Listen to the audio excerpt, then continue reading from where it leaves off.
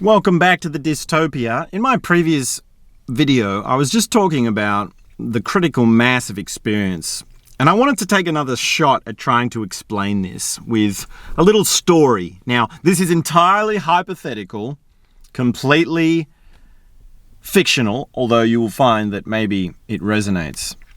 So imagine there's a person, a character, and every day this person wakes up and the first thing they do is drink an entire bottle of whiskey. And from there, this person continues to drink throughout the day. And this person does this every day, right? So now, obviously, this person has a drinking problem. They're a drunkard. They're an alcoholic. Sooner or later, if this person is lucky, someone in their life is going to come to them and say, hey, you have a drinking problem. Now, imagine this person wakes up one day, drinks a bottle of whiskey, and then goes across to an Alcoholics Anonymous meeting to try and do something about their drinking problem. When they turn up to that meeting, they are completely drunk, and they turn up late because they don't know how to get there on time and they miss the introduction. They sit there and they go along with the meeting for a few minutes. And after just a few minutes, they get up and walk out. And they leave. And they go off to do some more drinking. Then imagine someone comes up to this person, this drunkard, and asks, how did you go with the Alcoholics Anonymous meeting? And this drunkard says, it doesn't work. It's not for me. I tried it and it doesn't work. Now just think of the hypocrisy. Think of the lack of congruency. Yeah, think of the dishonesty, the dissonance, the tangles in this alcoholic to say such a thing about such a sequence of events. Now, of course, if you know about alcoholics, you know that these sort of complexes are common. These sort of tricks and deceptions and conflicting parts and unconsciousness is very common. This really has happened. Now, I say this is a fictional story to keep it as a sort of general idea, but, this has actually happened. This actually happens very often with alcoholics, which is that they try to do something positive for themselves. They try to get out of the mess they're in.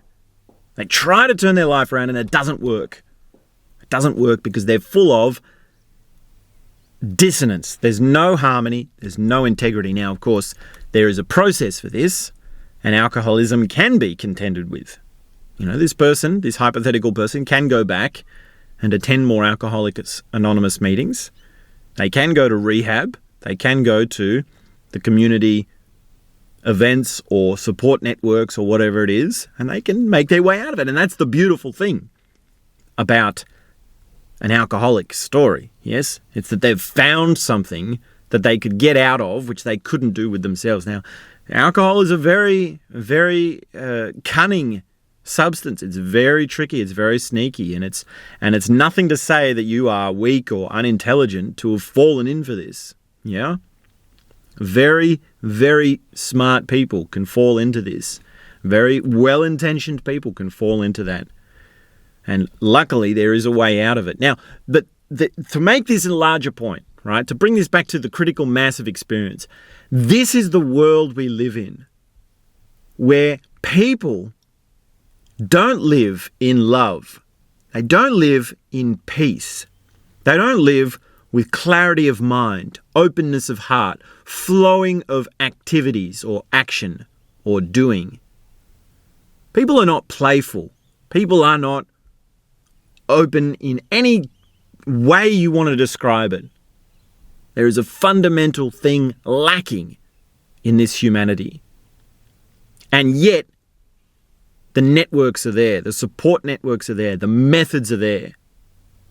It is literally as if someone comes in to an alcoholics meeting, they're drunk, they turn up late, they leave early, and then afterwards they say, it doesn't work.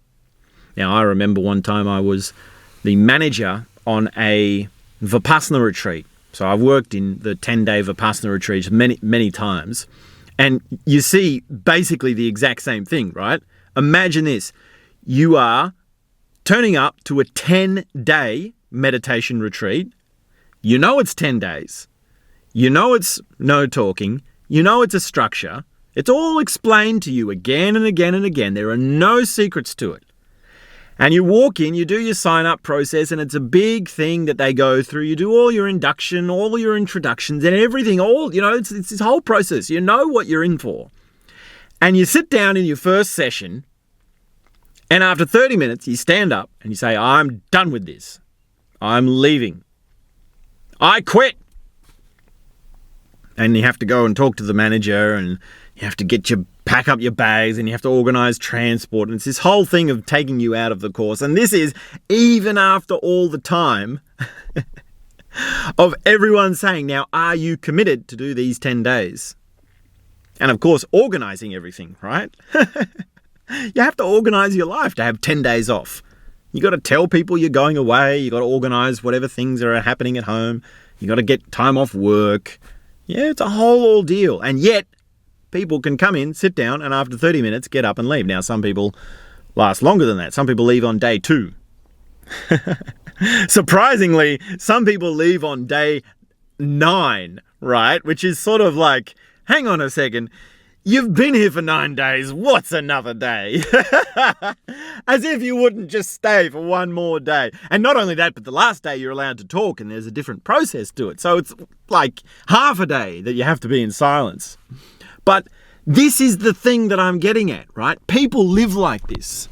People live like the alcoholic who turns up drunk, late, leaves early to the Alcoholics Anonymous meeting, or the meditation person who turns up for a 10-day meditation retreat and lasts 30 minutes. And it's the same thing about us living without love, even though love is right there. Grace is right there. It's right here, right now. I'm not giving it to you. You have it. Yes? It's here like the air, as we so love Alan Watts to describe. Now, of course, he was talking about Catholicism, and he had his comparative religions reasons why, there's I can hear the atheists coming in and saying all this stuff about whatever. But, to have a go at the atheist, it's like, well, okay, you can be an atheist, but how do you live in love? How do you live in peace? How do you live with clarity of mind? Yeah. Very interesting that the atheists become defensive and attack when we talk about faith and we talk about belief and we talk about the structures of values within atheism. As if you wouldn't just be open, as if you wouldn't be agnostic. It's far more intelligent to be agnostic about such things. So we are going to talk more about this. This is a central thesis for life, the critical mass of experience. And that means having experiences that are real, right? And going with them properly. Which means if you go to Alcoholics Anonymous, you turn up sober, you turn up early, not on time, early. You stay for the whole thing and you listen the whole time through. A lot of the time in Alcoholics Anonymous, you would say it takes 10 years. Yep. If you've really got a problem, you can do 90, this is not something they say anymore. There's no real prescription to this. They've changed it around. So not to say this, but there was a time when you'd say 90 meetings, 90 Alcoholics Anonymous meetings in your first 90 days. Now, it depends on where you're at, and there's a whole thing to it. But I think you get what I'm trying to say, yeah? To turn up to a 10-day meditation retreat, it means you do the full 10 days, and you follow the technique. Yeah? You follow what the instructions are. I also did want to talk about that some more. That's another thing we can put on the list of things to do. But I think that's enough for now. Look, I really need your help for expanding this channel.